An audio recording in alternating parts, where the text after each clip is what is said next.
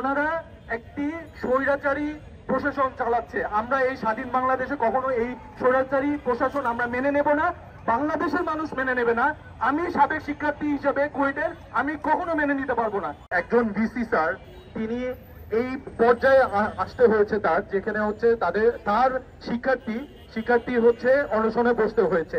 এটা তো আমরা এই স্বাধীন বাংলাদেশে কখনো এক্সপেক্ট করি না যে একটি শিক্ষার্থী, সেই শিক্ষার্থী একজন শিক্ষককে সরানোর জন্য তার জীবন দিতে হয়। এটা আমরা 5 আগস্টের পরে আমরা এটা এই বাংলাদেশে আমরা কখনোই মেনে নিতে পারি না। এবং এই মেনে না নেওয়ার কারণে আপনারা যদি দেখবেন যে সারা বাংলাদেশের সকল শিক্ষার্থী, ঢাকা ভার্সিটি, চুয়েট, কুয়েট, দেন তারপরে হচ্ছে Jahangirnagar university, Jagannath university, Chirang university, private বিশ্ববিদ্যালয় সবাই কিন্তু নেমে এসেছে। আপনি সোশ্যাল মিডিয়া যদি দেখেন সবাই হ্যাশট্যাগ ইউজ করতেছে স্ট্যান্ড উইথ কুয়েট। এটার মানে কি? স্টুডেন্টরা তো একদম কোনো অনৈতিক কোনো দাবি নিয়ে আসেনি।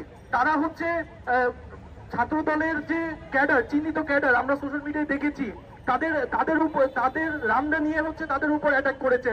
1.5 শতাধিক শিক্ষার্থী তারা আহত হয়েছে। এরপর কি হলো? এই এপ্রিল মাসে এসে তাদের নামে 22 জনের নামে মিথ্যা মামলা দেওয়া হলো, আবার আরো 20 জনের নামে অজ্ঞাতনামা মামলা করা হলো।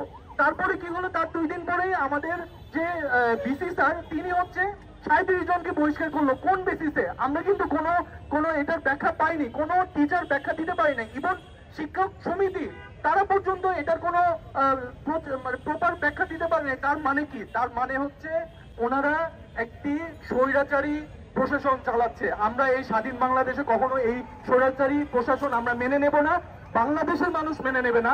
আমি সাবেক শিক্ষার্থী হিসেবে কুয়েটের আমি কখনো মেনে নিতে পারবো না। এ বলে আমি আমার বক্তব্য শেষ করছি। ধন্যবাদ।